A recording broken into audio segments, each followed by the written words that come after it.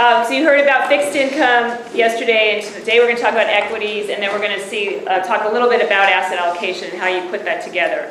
And I've got a lot to cover here, so I am going to be moving pretty quickly on this, and I will be here afterward for almost as long as you want to answer any questions that we don't get answered. But this is kind of what we're going to cover: what's the stock market, types of investments in the stock market, costs, professional management information sources, performance, and issues. So the stock, I stole a couple of these slides from somebody else who does this presentation, and I like this zoo. The stock market is like a zoo. If you think of the market as a zoo, each animal representing a company or a stock. Some have more value than others, so they're different prices, and the prices change moment to moment as somebody values one animal more than another. If a new animal is introduced, that's an IPO. What does IPO stand for? Initial public offering, when a company first goes public and is available, offering shares for the public to buy. Owners can buy or sell, and you could use a broker, an animal broker, or you could use a consultant. And we'll kind of get into that a little bit more as we dig in. So general types of equity investments include stocks. Stocks are the most basic form and used to be really the only form. And stock represents ownership in a company. In the old days, you used to actually get stock certificates. And some people still have those. And by the way, anybody who does have those in safe deposit boxes somewhere, we always recommend that you get them into a brokerage house where they're safe and have some degree of insurance. And it makes it much easier if something happens to you. It's very hard to transfer stocks these days from stock certificates. Mutual funds are a basket of stocks that are professionally managed. And mutual funds will have different objectives. We'll talk about mutual funds a bit more. But it's a group of stocks that has a manager buying and selling those stocks within that fund. So you could get a whole basket of stocks by buying one mutual fund. An index replicates a particular stock index, such as the Standard & Poor's 500, or the Dow Jones, or the Gold Shares Index. There are indexes representing all different segments of the market, and you could buy the S&P 500 by buying an index fund, or there's a second way, the ETFs. If you buy an index fund, it's like a mutual fund, and it's a basket of those stocks, but it's not traded. It's just going to replicate the index. If stocks are pulled out of the index and new stocks are put in, the mutual fund will substitute the new stocks. Exchange-traded funds are relatively new within the last 20 years, and they've gotten more and more popular. There's a huge amount of money flowing into ETFs now, and that means exchange-traded funds. They originally started out as indexes that were traded like stocks rather than mutual funds. And the difference is a mutual fund is priced at the end of the day. So if you have 60 stocks in your mutual fund and you want to buy and sell a mutual fund during the day, you have to wait until the end of the day to get the price. After the market closes, then all those 60 stocks are tallied up and you can buy into it based on the price that day. The exchange-traded funds are different, and then they trade like a stock intraday. So that whole basket of stocks is being priced moment to moment in the market. And of course, the financial service industry has gotten in there and exploited the original idea of ETFs, which was a really cheap way to get exposure to the market that was very tax efficient. And now there's exchange-traded funds for everything. There's exchange-traded funds with really high expense ratios. And to give you an idea, a typical mutual fund expense ratio, which we'll drill down into in a minute, is about maybe 1.2%. And they go much higher than that. But an index fund may have a fee of 60 basis points. And you probably have heard about what a basis point is. 100 basis points is 1%, so 60 basis points is 0.6%. An exchange-traded fund may have a fee as low as 0.08%, 8 or 9 basis points, almost free. Because all they're doing is it's an electronic program and it buys and sells the index and trades it on the market. Very inexpensive. And we'll talk about the tax efficiency in a bit. So ETFs has become really popular, but there are ETFs with expense ratios over 1%, which is really pretty crazy. And there are exchange-traded funds that are not even index-based anymore. So stock prices the market cap, the value of stocks is based on the price times the number of shares outstanding. That is the way that you can put a value on a company. It's not necessarily the best way to value a company, but that's how the market values the company. If there are however hundreds of thousands of shares outstanding in the marketplace, that times the current price that the shares is selling for is called the market cap, or that's the value of the company. So that's like where you start to look at if you look at what some of these big companies are valued at. The market is generally broken down into 3 sectors: the small, the mid, and the large cap. And we'll talk about this when we talk about asset allocation. But I know in my firm we feel it's very important to break out the mid cap sector. Some companies just look at small or large and just slice the market that way. We think the mid cap sector is a very different tier of the market, and it's important to break them out separately and include all those pieces in your portfolio. What is an example of a large cap? Walmart, Apple. Okay, mid cap. Do you know? No. Or when is the large cap? Is that how large can you be and then get to large cap? 10 billion and up. Generally, this is the most common way that it's categorized. Some people use different measures, but generally 10 billion of value and up. Mid is 5 to 10. This is on the outline. Okay. And small is less than 5 billion. So many of the small cap companies you haven't probably heard of. And then there's micro caps, which may be under $1 billion or something like that. And some people break out micro caps as a certain market sector. And why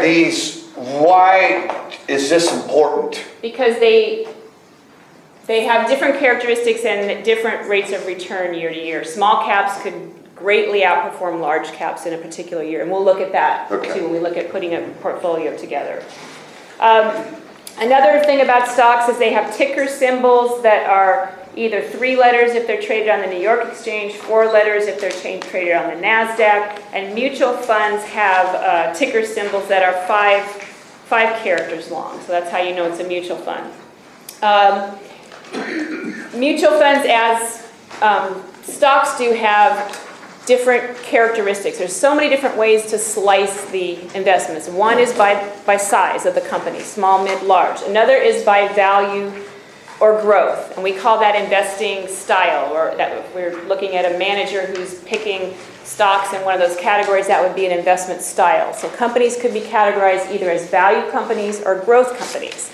And generally, value companies are the ones that are selling at a discount, they're out of favor, they're the kind of companies that you might think you don't want to invest in because they are Sears would be maybe a value. Apple may be a growth. Apple would be a growth. And these change. You can see as companies change, they can switch sectors depending on how the companies are doing. A lot of the financials would be, most of the financial stocks would be in the value category today. When you describe an investment manager, do you describe them using these terms? Yep, they could be a large cap value manager, or they could be a mid cap growth manager.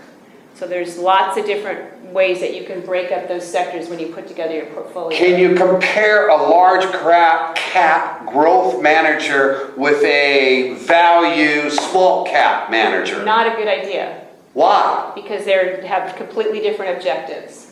Okay. So you don't just compare 2 funds and take the one that has the best return. We'll talk about looking back on performance too. Okay. But you need to have all these different segments in your portfolio ideally. Right. So this becomes really the terminology in the equity area. So any stock, any mutual fund can be broken down into these categories. Unless it's an index fund where it's not unless it's buying the small cap growth index, it might not fit into that category. And if you have any old Disney certificates, I think they're going to be of value someday. They're wonderful looking. Have all the characters on them. Yes, very cool. So mutual funds, as we just touched on briefly, used to be broken down pretty cleanly into load and no load, kind of commission and no commission. Those lines have blurred a little bit because there are lots of different types of fees. Even mutual funds that are commonly referred to as no load may have what we call 12B1 fees attached. And 12B1 fees are an ongoing expense of a fund, just as that covers distribution and marketing and so on. Typical 12B1 fees are 0.25%.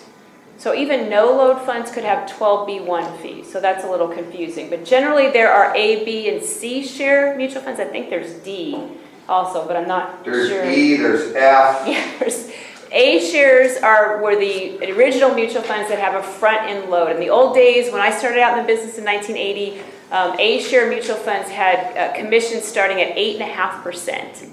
And I look back to 1980, 1981 when I was starting this business, and I just cannot imagine how anybody bought a mutual fund at 8.5% commission when you could get 18% in a money market account with no risk. It's crazy, but people were investing in the market in those days. Those days of interest rates are probably never coming back in my lifetime. Would in a mutual fund, would the commission be expressed in the expense ratio? No.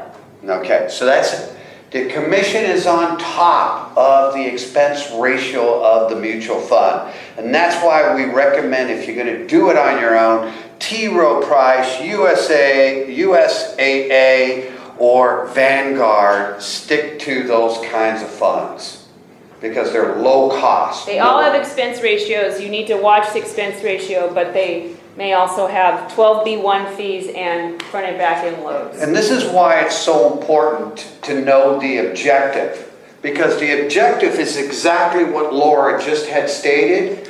They'll express the objective as large cap value. They'll express... Or small cap blend, which maybe have some growth and some value. So, the S&P 500 is a large cap blend. Kind of by definition, the S&P is about half value, about half growth. So what you want to know is, in your own personal portfolio, in the equity area, how do you have your objectives? What do you have to make sure that your portfolio in the equity area is diversified? And we see people all the time who may have a portfolio of 10 or 12 mutual funds and say, I'm diversified, and they're all large cap growth funds. So there's no diversification, no added diversification by having that many funds. A little bit because you have a different manager, but not the kind of diversification you really want. So mutual funds are tallied up the value every day after the market closes and all the stocks are added up. And you can buy shares, and the value of the number of shares times the price is how much the assets are and the value of the mutual fund. Again, end of day pricing. One just tricky thing that I don't think I address anywhere else is that mutual funds distribute dividends and capital gains, and those pass through to the investors. And you might think, oh, well, then it'd be a good idea to see when they're going to pay a distribution and buy in the day before. And that doesn't give you anything but a tax liability. So it's actually a bad idea to do that, not a good idea to do that, because the price will be reduced by the amount of the distribution at the same time it happens. So you'll end up with a lower price but more shares. Net effect, same amount of money, but maybe a tax hit if it's a taxable account. So you actually want to avoid buying in right before distribution. Funds typically make their distributions, their big distributions at the end of the year, starting around October. There used to be a lot of secrecy about what kind of distributions, because funds were afraid that you were actually going to sell their shares if a big distribution was coming. If you didn't actually have a gain based on your shares and when you bought or sold them, you might actually sell a fund if a big taxable hit was coming. So companies for a while weren't disclosing what was coming, but now I think most reputable fund companies are pretty good about being able to tell you pretty far in advance what's coming. And when they talk to the investment managers, they are providing us with that information proactively ahead of time, so we know what's coming and what to plan for. But you don't have a lot of control over that in the mutual funds. Again, back on the indexes then is another way that you could invest. You can buy there are indexes on anything. You can slice the market very thin. There are the big indexes like the S&P 500 the small cap index like the Russell 2000, all sorts of different kinds of indexes that you can buy if you don't believe that active managers can beat the market. And we're going to talk about that in a little bit. That's always a fun topic. So index costs are low because there is no stock picking. The manager isn't putting any skill into managing an index fund. And so yeah, the next page then is kind of an argument for passive investing, and that's what another term for buying index investments is passive, where you're not paying an investment manager to actively manage your funds, but you are in fact buying the indexes and doing passive investing. So this chart shows 3 different 5-year periods, 2003 through 7, 2004 through 8, 2005 through 9. So some very different markets in that period. And over these 5-year periods, with these different categories of stocks, we see how many managers underperformed the market. So in the very worst case here, on the international stocks between 2005 and 2009, 89% underperformed the index. Only 11% of those managers beat the index. That's why you always want to look at the index. Have you beaten the index? If you haven't beaten the index, you might as well go in the index, right? So professional managers can't beat the index. Why we say, why do we think we can beat the index? Why do you think you can beat the index? So this is the philosophy that my firm adheres to 90% of the way. Sometimes we talk out both sides of our mouth because there are, I think, times in certain asset classes where maybe you can make some calls that could beat the index or beat the market. But generally, it is a loser's game to try to beat the market. Okay, and what is the whole financial services industry designed around? Telling you how you can beat the market. It just doesn't happen. And the chances of you picking the manager who's going to beat the market next 5-year cycle, the statistics on going back and seeing if you pick the best manager, how long they're the best manager, and how long they beat the market, there's no consistency. There's just no way to do it. You could take a contrarian theory and look at the managers who did the worst and didn't beat the market. Maybe they're going to do better next time. There's no correlation there. It's very random. So that's why we'll get into the asset allocation approach, which is so important, is picking the right asset classes. Picking whether you should be in small stocks versus large stocks is much more important. When you say asset classes, is this what you mean by asset classes? Those are asset classes. Bonds or stocks. The first decision is bonds or stocks. How much in stocks and how much in bonds. Your asset allocation percentage. Right, and we'll get into that in a bit more detail. And then breaking it down farther, okay, say I'm going to put 60% in stocks. Which kind of stocks do I want to put it in? How do you break that down? Picking small over large is much more important than picking the right small stocks or the right large stocks. It's a waste of time. And that's where most investment people spend their time, is analyzing all these companies. And it really doesn't pay off very much of the time.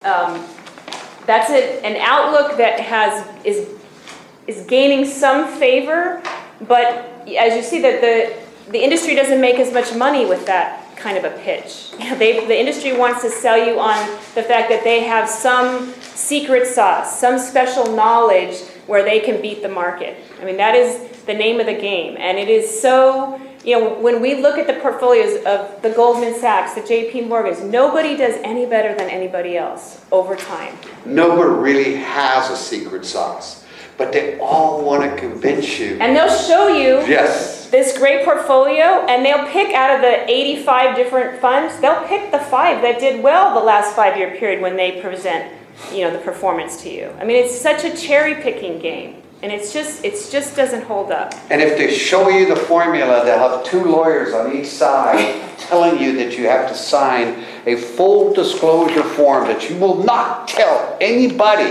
about that secret sauce.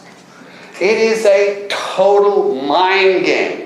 And people actually believe that hedge funds are better, and then people who are the super wealthy have access to the guys who really know the secret sauce formula.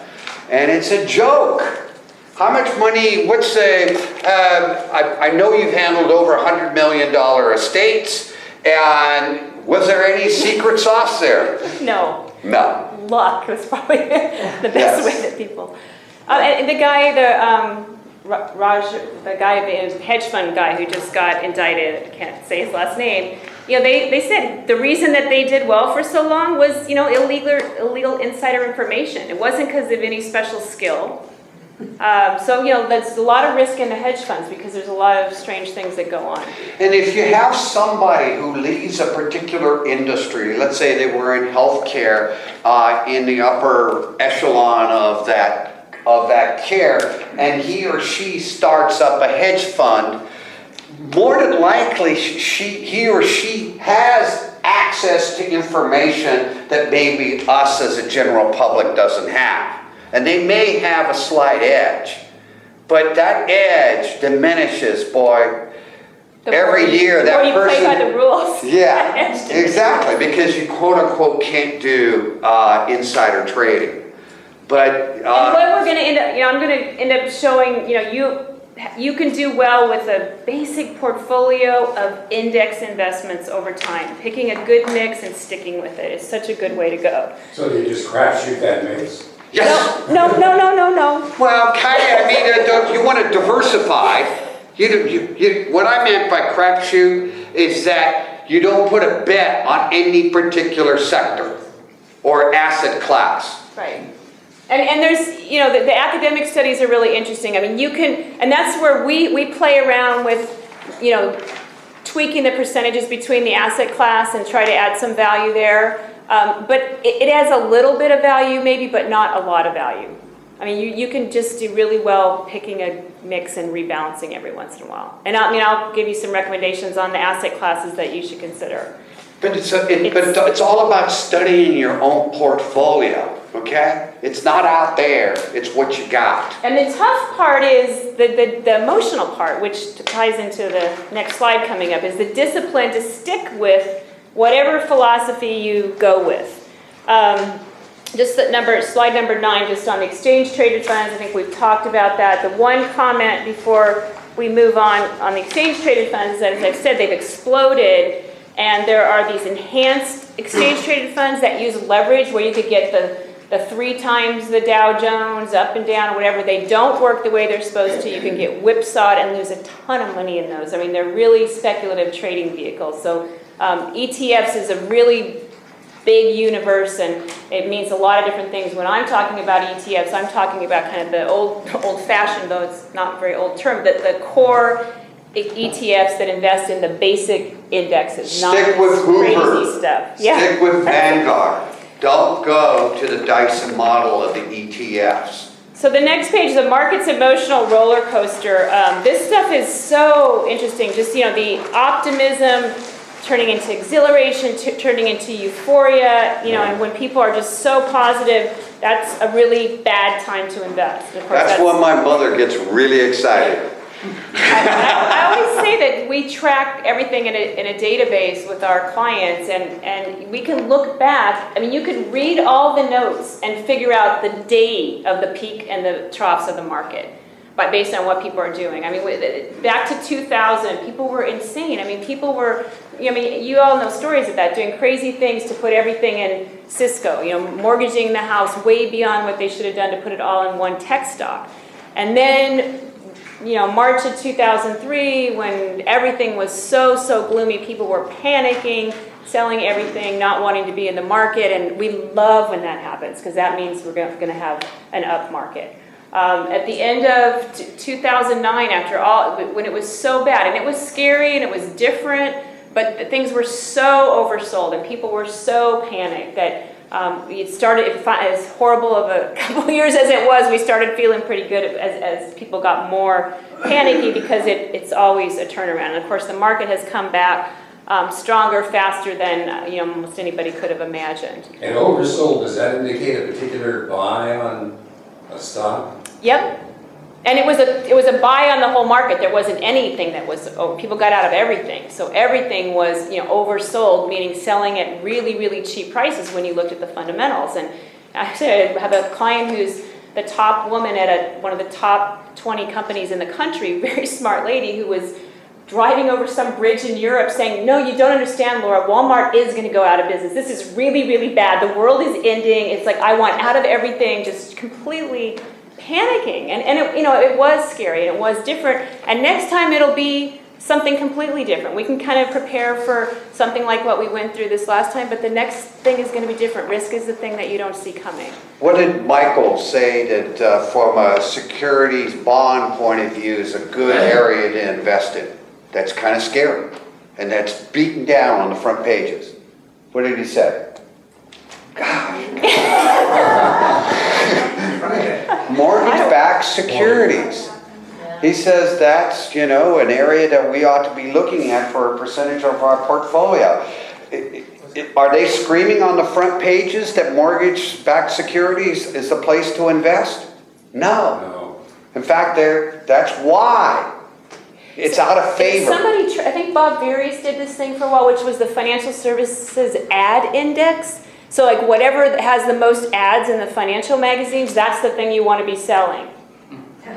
Sell it. Yeah. You as an individual. And of course that's... In other words, you don't want it. The more ads you see, that's the less you want it in your portfolio. And the opposite is true, and it's really, really hard to do that emotionally. And that is, I think, the primary value of someone like me. I mean, what we're doing on the investment side is not that complex, because when you strip away all the games, it's pretty simple. But what we do is we have the discipline to follow our strategy and through all cycles, though there is room for difference. And my story on that I always tell is when things were really, really bad, and it was different than anything and very scary. I have this advisory board, a group of other advisors from around the country, combined manage, you know, billions of dollars, and we met right in the depths of the craziness, and people didn't know what was going to happen, and people were thinking of some pretty crazy strategies, and we had several midnight meetings at my office, and we were ready to pull off a good deal of our international exposure, and we don't do that. That is not a normal thing that we do. And we had all the trades written up, and we were all ready to go, and we were all sitting around the table, and as we were looking at the trade sheets, one by one, everybody said, well, I don't want to sell, don't put mine on there, and don't put my mom's account on there, and you know, so and so. And everybody took their own off the table because we knew it was a bad time to do it. I mean, you just don't sell at the bottom when things are so bad, and yet we were getting a lot of pressure from clients. And so I came out with a letter the next day, and I told everybody, this is what happened in our conference room last night. We were ready to do this, but when all of us realized that we didn't think it was the right thing for us, we knew it wasn't the right thing for our clients. But it's really, really hard to not, and it was the week of the bottom. And people who hung in there are well above those levels now. It's to take that emotions out is so difficult. And you look through everything that's happened over the last 100 years, lots of calamities and crazy things in the world, and if you have a good diversified mix of asset classes, you weather it all over the long term if you don't look at the short term. Professional management, so if you aren't going to do it yourself, you can look to mutual fund managers to buy the mutual funds, but then you need to make sure that you're getting a good mix of different types of mutual funds. There are lots of different tools for analyzing mutual funds. We'll touch on those in a bit. Or you can work with an advisor who may help you put together a portfolio of mutual funds, who may help you select individual managers, individual stocks, or different indexes in different asset classes. So there are different things that those different ways to go will provide you as far as different benefits of I think we have on there hand-holding with the advisor, right? Hand-holding, protect you from yourself. I think that's one of the biggest, especially for the second spouse. I think when both spouses are alive, I think they talk to one another and they kind of keep each other balanced. But when one of the spouses dies, I recommend getting a fee-only advisor involved. You need somebody to bounce things off of who has, quote-unquote, your best interest at heart. And I think I would protect you from yourself as the number one. Prevent you from making that big mistake And the 1% that it cost, that tweaking of the portfolio by 10 or 20%, they ought to provide some of that value back that you couldn't make on your own. And so to me, it's a very low-cost way of, of having somebody with you ferreting through this financial world. And most financial advisors, even the ones that don't do really comprehensive financial planning, are usually able to give you basic advice on mortgages. Should you refi, 5-year interest only or 30-year fixed, pros and cons of that. It's just so helpful to have somebody to talk through those issues with. And I got a phone call last night and somebody promised me a 9% return. Good friend, I trust him. What do you think? Well, bring it on in. Let's take a look at it. It's having somebody there to just talk about your finances and have your back, so to speak, because nobody out there does. 95% of the people out there are trying to sell you stuff, and family and friends have no clue. Okay?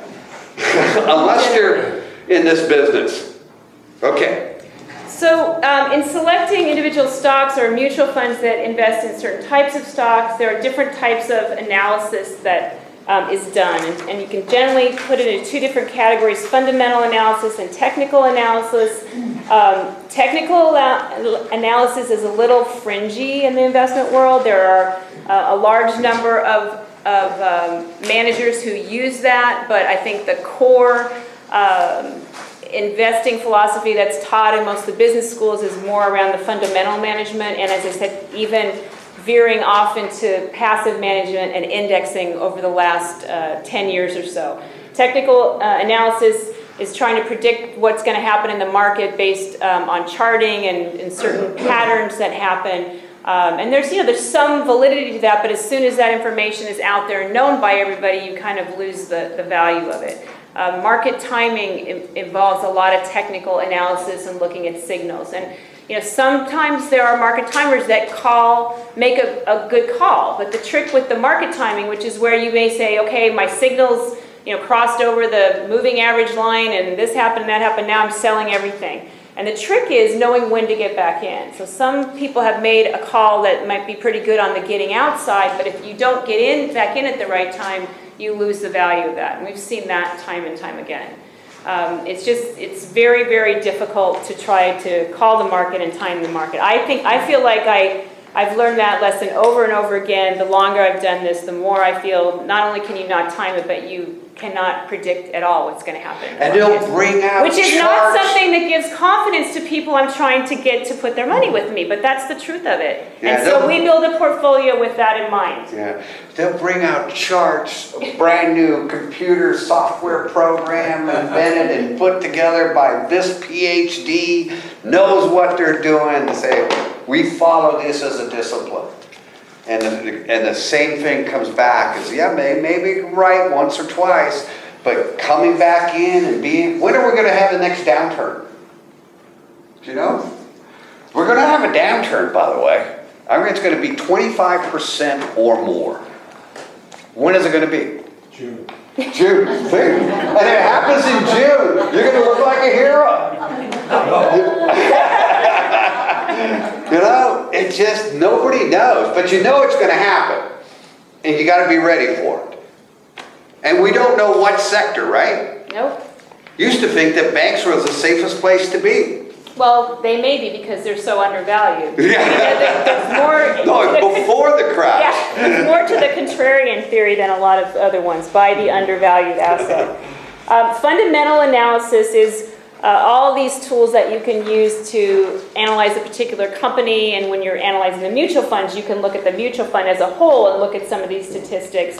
Price earnings ratio. There's a lot of different. If you want to learn about this stuff and enjoy it, I used to be involved in an investment club, and this is really fun to do. But their National Association of Investment Clubs.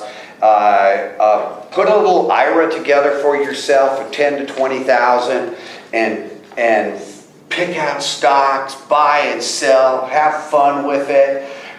Join a club if you want. It's only like $40 a year. They'll teach you about price earnings ratio. They'll teach you how to read, value line. Morningstar reports, and it's a lot of fun to do. But do it with just a small portion of your portfolio. See how you do over 3 years, and if you've beaten the indexes for the last 3 years, then you may want to venture out into your other portfolio and do it. But we're not here to teach you how to do this, but there are sources out there that will do so. And just the last bullet on the fundamental analysis, if you own an individual stock, you should be able to explain why in 1 minute or less. That's what that says. 1 minute or less why you own that stock. Because if I sell it, I'll lose money. Yeah, that's the idea of sunk cost is really, really important, especially on the individual stocks. Boy, do I see that time and time again, where people, they were going to wait till it gets back to where they bought it, which is not how you should decide whether you should buy or sell a stock. 3/4 of my portfolio, I'm waiting for it to come back. There's a lot of risk in buying individual stocks. So the mutual fund selection process, Morningstar is the biggest research tool there. There's so much information available for free on the Morningstar site. Most advisors have a more robust David Dudenhofer went through one of the Morningstar reports. Perfect. So other sources of research, we use so many sources of research, and we do look at all the details and all, but I also think it's important to look at the bigger picture and read general news and kind of have a feel for what's going on in the world and trends if you're trying to kind of tweak your management of your portfolio and your asset classes. But it's just risky to think you know what's going to happen, to start thinking you know what's going to happen. Allocation, why? Asset allocation, most important determinant of your portfolio success. This kind of all came out of a lot of the modern portfolio theory, academic work that was done in the 60s and 70s and even before that, some of it. And there was one measure that said, like 96% of the portfolio's return is going to be based on the asset class choice, not the individual manager or the individual stock selection. So whether you're in mid-cap value funds versus bonds, for example, instead of picking Apple over Microsoft, is going to be the big thing. And most people spend their time talking about individual stocks. And I say this later on, turn off CNBC. We've actually turned off CNBC in our office because it's just noise. There's no information that is going to come there that's going to help you. It's so much more likely to have you do something that's detrimental. The Inquirer of the financial services industry. Yeah. It really is. There's some interesting information, but you have to be careful not to react too much to it. So the pyramid on 18 kind of shows, the most important factor is the asset allocation. Those other factors, like picking individual stocks, is very small part of the return. Now this thing that looks like the periodic table of the elements, this is... But I can't read any I know, you can't, I can't read any of it either, but each color is a different asset class. The red is large cap growth, the white is 3-month T-bills, to give you an idea. And on the top line, across the top, that was the top performing asset class of these asset classes for that year. So where you see the 4 red blocks, 95 through 98, that was the tech market, where large cap growth, driven almost exclusively by 3 companies, Microsoft, Cisco, and Intel, just crushed the rest of the market. It wasn't just that they were on top, it was like they were 38% up versus 5% in T-bills. It was such a huge differential that even professional investment managers started saying the rules have changed. It's a new economy. Remember hearing that? It's a new economy, the rules have changed. You don't have to do asset allocation anymore. You just put everything in these big tech companies. And many, many people did. And of course, there you see those asset classes falling to near the bottom after that. And other than that, it's pretty random. The point is that it's a pretty random distribution. You could look at taking the worst one after the end of each year and buying that. That doesn't always work so well. That works a little better, studies show, but not a whole lot better. Another interesting statistic is over this period, this is a 20-year period on this particular table, Mutual funds kind of overall returned about 11% annualized. The individual investor, based on different studies, earned between 4 and 5% because they were in and out of the wrong things at the wrong time. So if you just bought and held this whole mix evenly split, you'd gotten about 11% return. And that's the emotion doing the most damage to your portfolio. So what you do when you're trying to build a portfolio is you break it down into basic asset classes, and I would say cash and cash equivalents is one. You might even throw that in with bonds and call it fixed income, but cash could be considered a separate asset class. Bonds, stocks, and I put alternatives here, and then down below there's a list of what alternatives is. I think it's become pretty much conventional wisdom now in the investment world that you would like to include alternatives in your portfolio if you can, and it is much easier to do so than it used to be.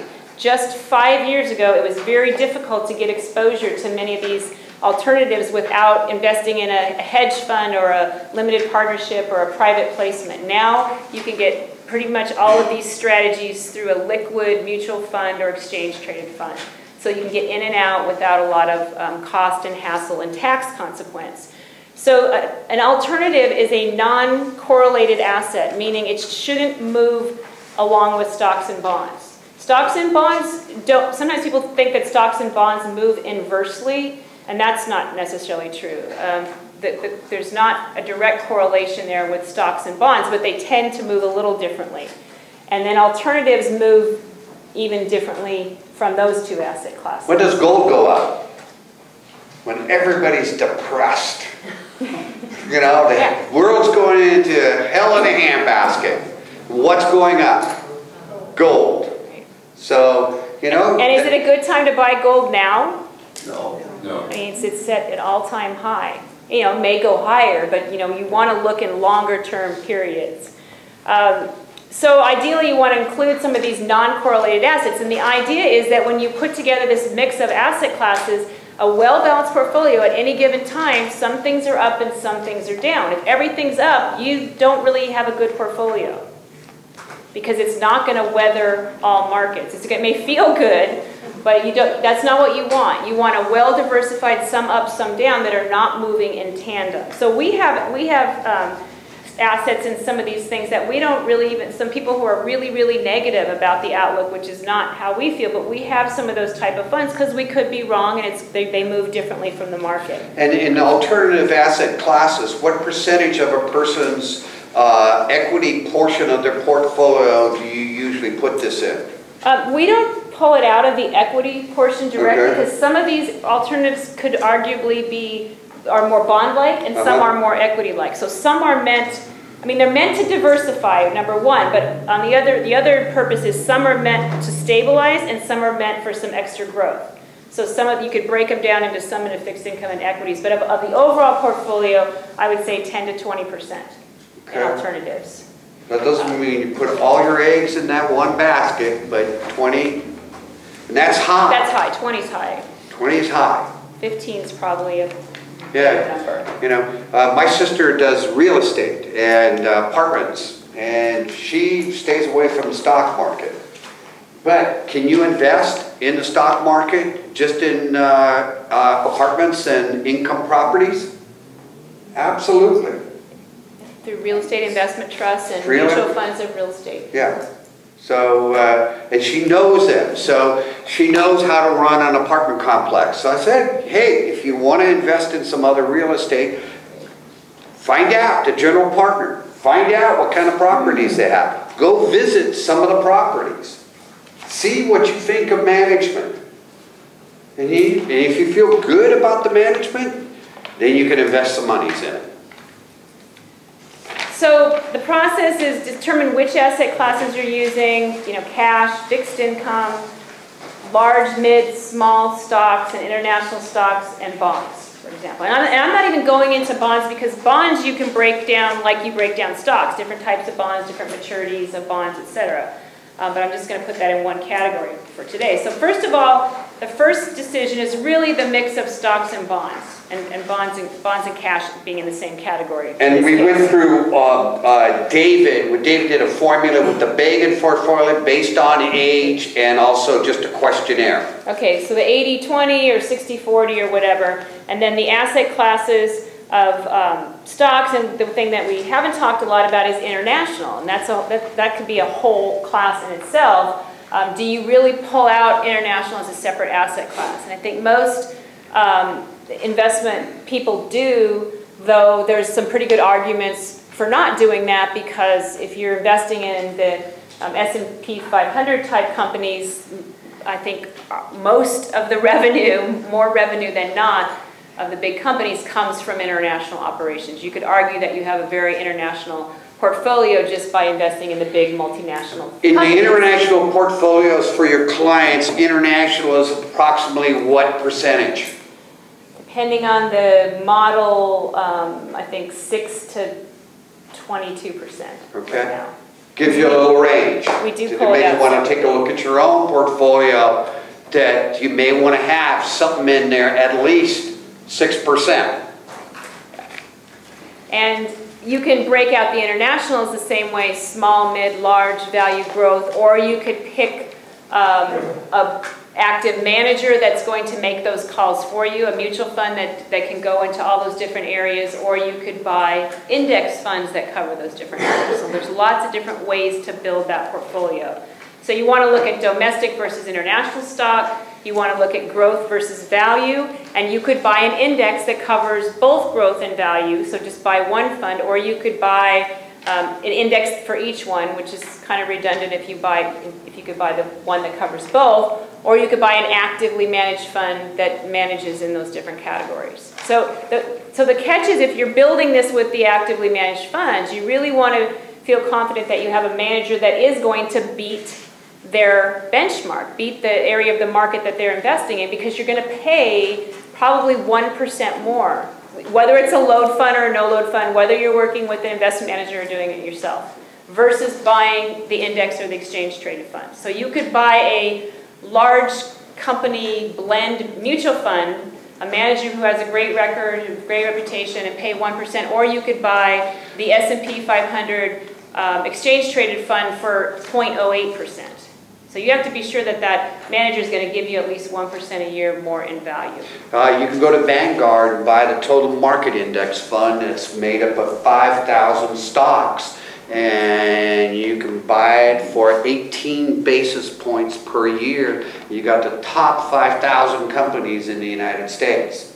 That's diversification. Yeah, that is the simplest way to do it. Put your 60% in stocks, buy that fund, and do bonds with 40%. I mean, it's a really simplified way to do it. And you'll probably outperform most people. Most investment managers. You know, most investment managers are outperformed by the index. And that's the big secret. Yep. That anybody can do this. And that's why they don't put on your brokerage account what your percentage rate of return is.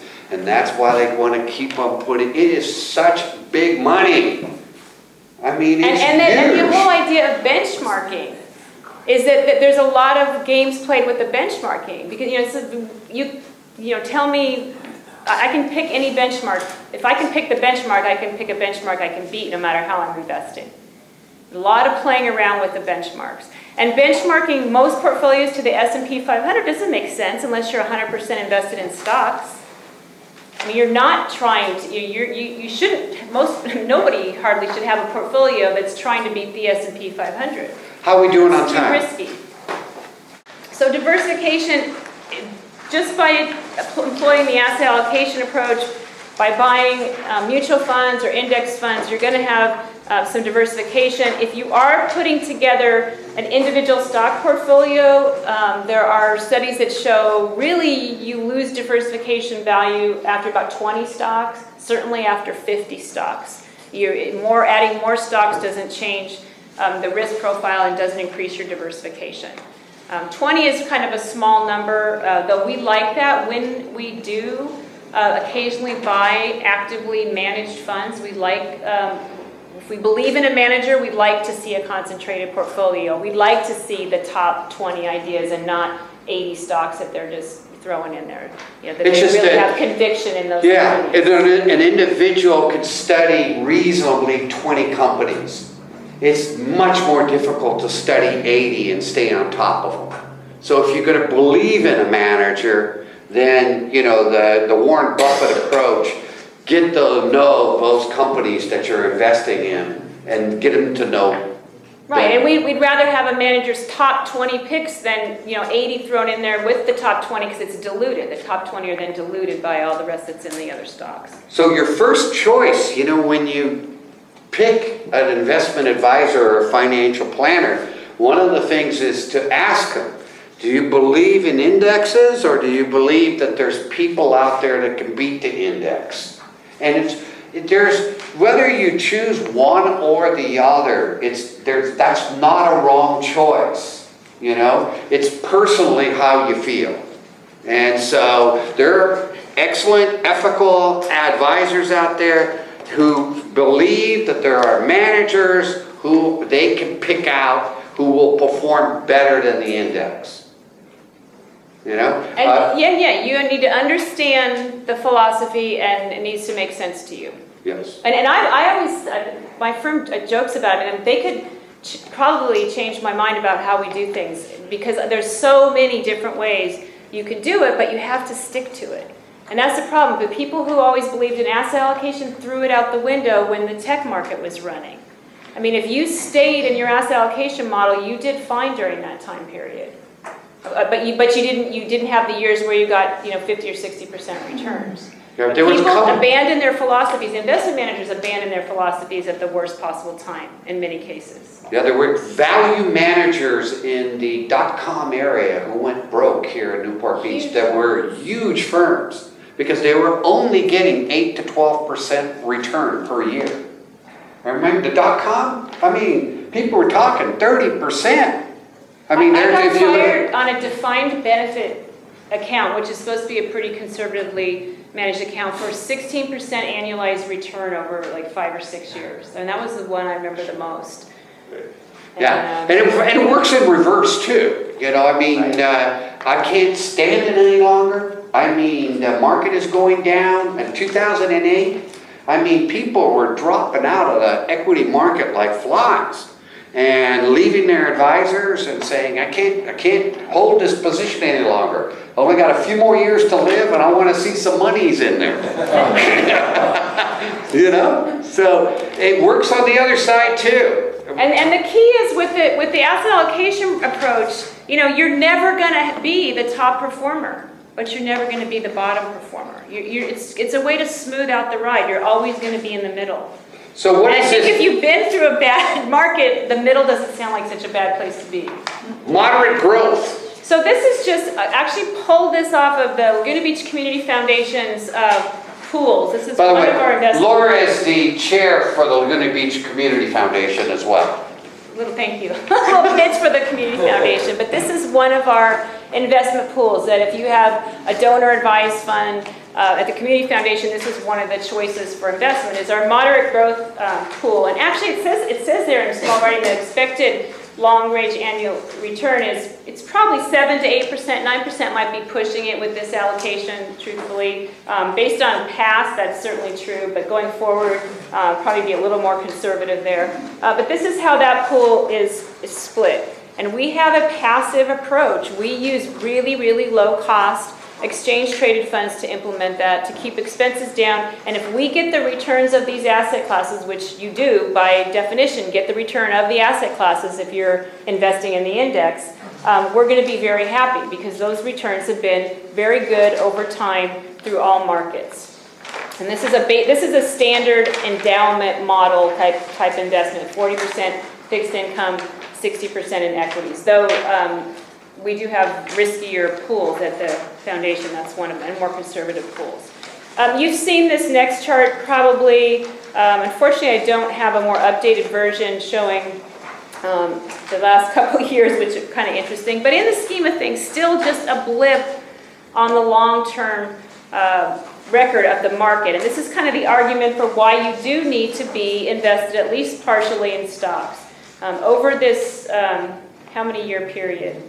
many year period, 80-year period almost, inflation has averaged 3%. And that includes some periods of very low inflation and those really high years of inflation factored in there. And with a group of advisors the other day, we were discussing inflation, and we were pretty much in agreement that the world has changed and the economy in the United States has changed enough that it's probably unlikely that in the next 20, 30 years we're ever going to see rates of inflation as high as we did in the early 80s, for example. We will see higher rates than we have now, but what do you mean by rebalance on the slide below?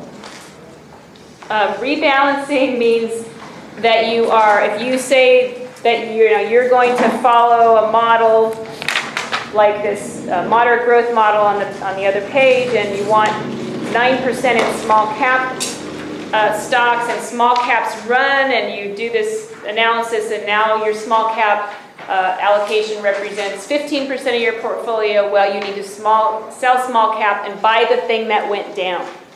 So rebalancing is just rebalancing it to your original model, which sounds really easy, but is very hard to do because you're going to sell the thing that's doing well. And you're going to buy the thing that's not doing well. I mean, that's what you're supposed to do. Buy low and sell high. It's really difficult to do. And how often do you look at your client's portfolio to rebalance? We're looking at it daily, and we're addressing it with cash flows and taxes. But if you're just looking, if in a static portfolio to rebalance for individuals, I would say twice a year is good. Quarterly, we do it formally. But at least do it once a year. Or you could say, I'm going to do it if you get a certain amount out of balance, 10% tolerance band. I mean, there are lots of different ways you could do it, and that really doesn't make a lot of difference. You can look at one of these portfolios, run it out for 20 years, just the fixed mix, and then you can look at it rebalancing it quarterly, you can look at it rebalancing annually, and it doesn't make a lot of difference. It makes a little bit of difference, rebalancing, but it's amazing. It doesn't make a lot of difference. But it feels like you're doing something. Right. And it is the buy low sell high. When we take profits from a position, we always get calls from clients who say, "Why are you selling that? That's up the most in the portfolio." Exactly. That's the point. And we're going to buy that thing that you don't like right now. God, it's amazing that you even keep any clients. Tough discipline. Performance. I want to just a couple more comments on this chart, just to notice the differential between large stocks and small stocks. How much better small stocks do over time. The other thing that's always interesting about this chart is it's a very long time horizon. But the difference between 1 and 2% over the long term makes a pretty big difference. And so I think about that when I think about paying maybe an extra 1% of some kind of fees on your portfolio. Over time, that makes a huge dent in the amount of money that you have. So as far as monitoring, you do need to rebalance. I have here turn off CNBC. Don't pay attention unless you are trying to track individual stocks. You don't need to pay attention to the day-to-day, which is another reason not to have individual stocks unless you really are able to watch it. You're able to take action immediately. You're not on vacation when the bad news comes out or something like that. Lots of difficulty in individual stocks, and stop losses can really burn you. People just think, oh, I'll just put a stop loss on it. You could get whipsawed. If there's a flash crash or a piece of bad news that's not really bad news, which has happened a couple times, and the stock tanks and you're sold out, you can't sell quickly, and it sells out at the bottom and it bounces back up and you're out at the bottom. Yeah, stop loss does not mean that you get to buy it or sell at that price. Whenever it gets below that price and somebody's willing to buy that share, that's the price you're going to get. And there are all kinds of hedging strategies, very complex strategies, complicated products that the financial services industry has put together called structured products, where you could say, I want to buy the stock market, like the S&P 500 index, and I want to have no more than a 10% downside, and I'm willing to, accept that if I can have capture 60% of the upside, and you can build all these specific parameters, and they'll build you this partnership. And it's just when you do the analysis on it, and it costs you, of course, to buy that. There's a cost to buying that. It's just not worth it. You're just better off having a diversified portfolio. Bob Citro, remember Bob? Oh, Bob was with two guys from Merrill Lynch. And Bob was excellent in the fixed income area, picking out CDs from across the country. But he could only buy fixed income areas, fixed income for the Treasury. And so he went to the Merrill Lynch. Merrill Lynch says, I got a secret sauce. And it says, we can give you the fixed income, but we're going to give you the fixed income based on the rise of the stock market. It's a derivative. Okay? And he got totally involved and had no clue to what he was doing. And when he went to trial, what was his defense? Ignorance. And it was really, really true. He had no clue. The mortgage industry, you know, the AIG up in England, they had a group in the back room doing all this, figuring out how secure these mortgage-backed securities was. The CEO and the rest of the company had no clue what they were selling. Well, sometimes they did. If you look at some of the internal memos that come out, they know that they're tricking people, ripping them off. I mean, it's horrible. Yeah, so there's that part too. But there is, you know, the whole idea that there's something magical out there that'll get a better return than you can is false. And as soon as you start getting into these little secret things, whether they be hedge funds, and hedge funds by now, today, are the hot thing. Right, or exclusive, or something that's only available for the next 2 weeks that's closing at the end of the month. That still goes on. Yeah. It's just crazy. It just gets a little more sophisticated than the pinochle, you know? Guess what shell the pinochle is on? It's just a little bit more sophisticated than that, but it's the same game. Let's go to performance measurement. Yes. There are different ways to report performance, and it says here the most common is none, and that would go for mutual funds, your 401k statements, so they're getting better, and what you do yourself, and even some investment advisors don't report performance. And when you're buying different mutual funds, the track record of the mutual fund isn't your performance. You need to know what the performance is from the day that you bought it and the day that you sold it. And that's what I said for the 401k plans, and some of those are getting better at actually calculating your return, which is very cool. Because it isn't that straightforward when you have cash flows in and out. I mean, you really do need some complex software to accurately calculate that. The way that investment managers are supposed to report their performance is on a time-weighted method. And what that does is it discounts, or it takes out the effect of any cash flows in and out of the portfolio, so that I, as the investment manager, don't get credit for the fact that my client added $1 million to the portfolio the week before the market went up 20%. So it discounts that and takes out that to even it, so you have a linked series of returns regardless of how much money you have in it. So that's the best way to compare managers. The dollar weighted, also known as the IRR, the internal rate of return, is really the more accurate measure of how you did, because the fact that you put $1 million in before the market went up, that benefits you and that affects your return. It's just that the manager shouldn't get credit for that. So the IRR is actually more your true rate of return, where it takes into account the cash flows. It could very easily, Smith Barney, Merrill Lynch, no matter what the brokerage firm is, could easily give you a rate of return performance-wise. None do. Your monthly statements are literally just a snapshot. They're no good for anything. It just tells you how much you have there. That's it. Doesn't tell you how you're doing comparing to the indexes most times. It doesn't tell you whether or not you're meeting your goals. It doesn't tell you how much risk. Lots of times it doesn't tell you exactly how you're diversified. It doesn't include an investment return in it, because if you take money out or you put money in, that number shows as a loss or as a gain for the entire portfolio. So most of the brokerage firm's statements, and they give you stacks of paper, by the way. The more paper they give you, the less understandable it becomes for you. And what you should be looking for as far as rate of return, what we tell our clients, we want our clients in the most conservative portfolio that's going to meet their goals. I mean, you don't take more risk than you need to. Okay, that doesn't tell you too much, because some people will say, well, I want to spend as much as I can. It's all related to spending, especially when you stop working. It's like how much you're going to spend is going to determine what kind of rate of return you're going to have given a fixed amount of assets. But we will tell people, given a reasonable spending rate, you don't want to take more risk than you need to in most cases. Some people are just very comfortable with risk, and they'll say, it's okay, I don't care, I'm going to be a little more aggressive and growthy. But generally, only what you need to meet your returns. And then, so you have your own rate of return, and maybe it's a 7% return long-term that you need to meet your goals. And then that's what you're trying to get. You're not trying to beat the market.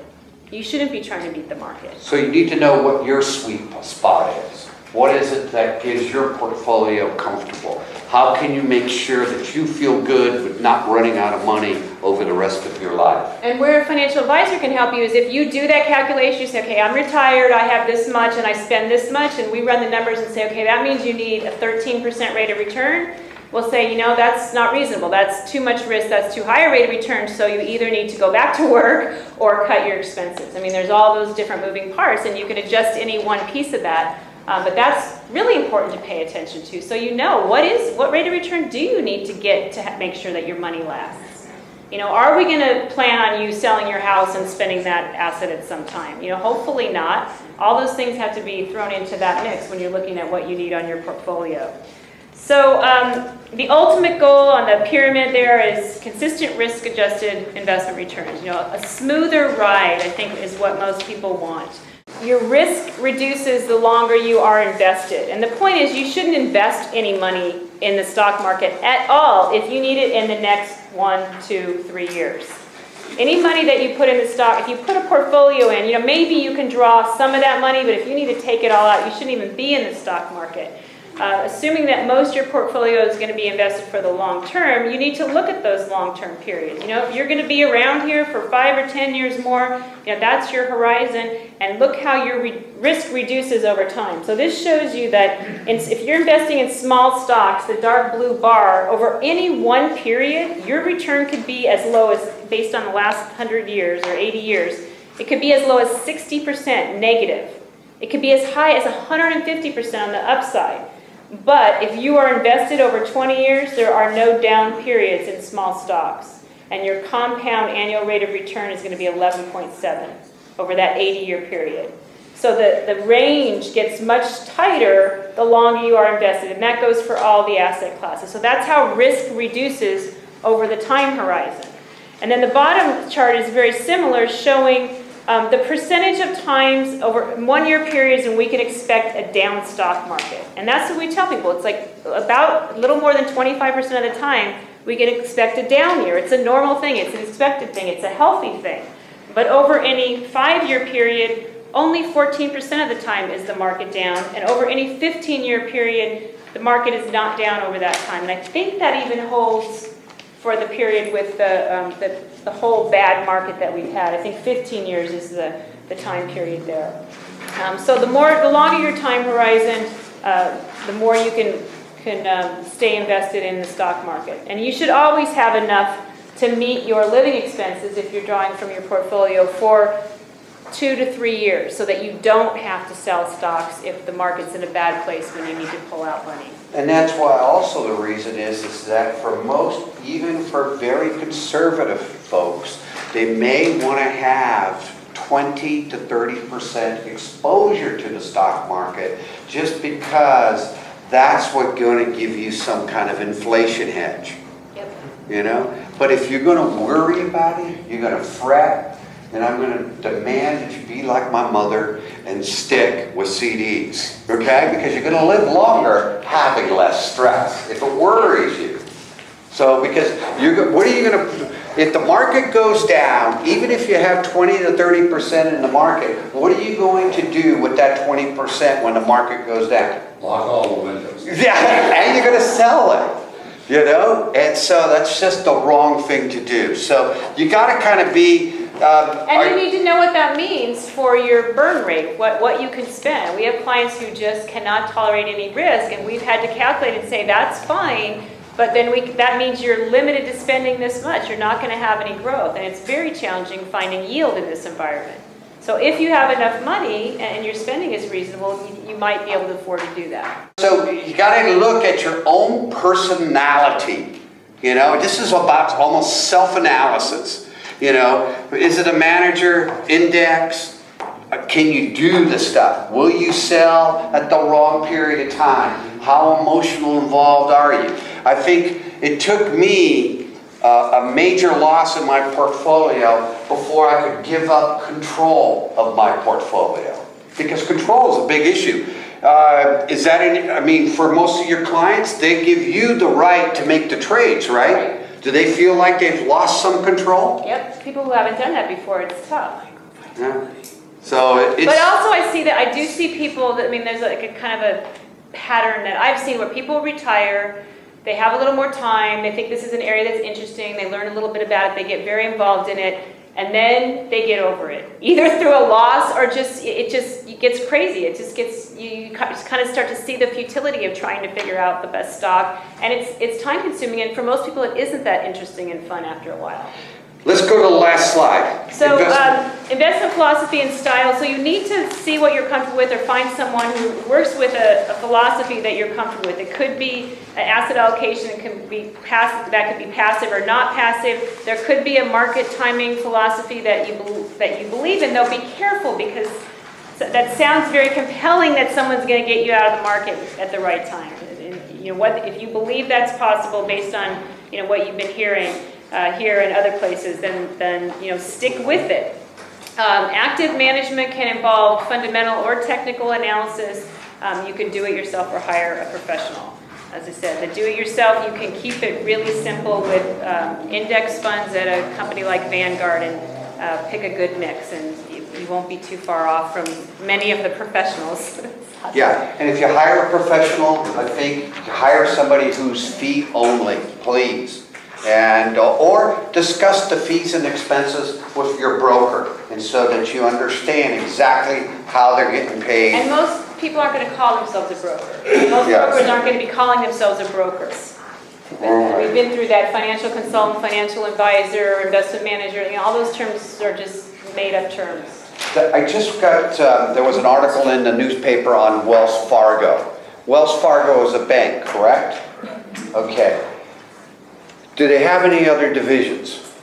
Yes. What? Do they own a broker-dealer? Yeah. Yeah. Do they have a mortgage department? Yeah. Do they have a reverse mortgage department? Yeah.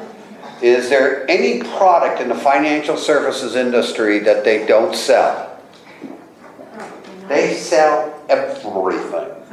And so there was an article in Investment News yesterday, and it's said that Wells Fargo has made more money this last quarter than they have in any previous quarter. But the CEO, that's not what he was most proud of.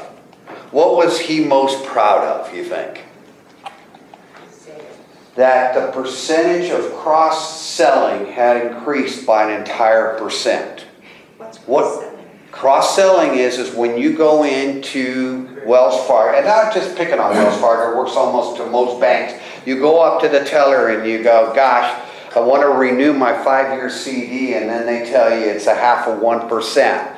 And you complain to her and she goes, oh, why don't you go see the nice man over here at this desk, and he can help you with the Golden Age retirement plan. When what he's selling you is an annuity. What you don't know in the background is that teller is going to get a referral fee to the financial advisor in there.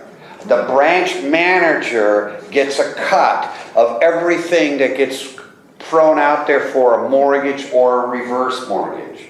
The personal banker gets rewarded for every referral that goes out to every single different slice of Wells Fargo. When you walk into the bank, you're walking into a supermarket. And everybody there should have a sales tag. I work for Nordstrom's, really. Okay? But they don't look like salespeople. And so the number one thing, I thought it was interesting that he would even state it, that the cross-selling that goes on in these industries. And that's why I asked a question of all the financial advisors. Do you accept or give referral fees? I have mortgage people all the time willing to pay huge fees for referring their mortgage business. Yeah.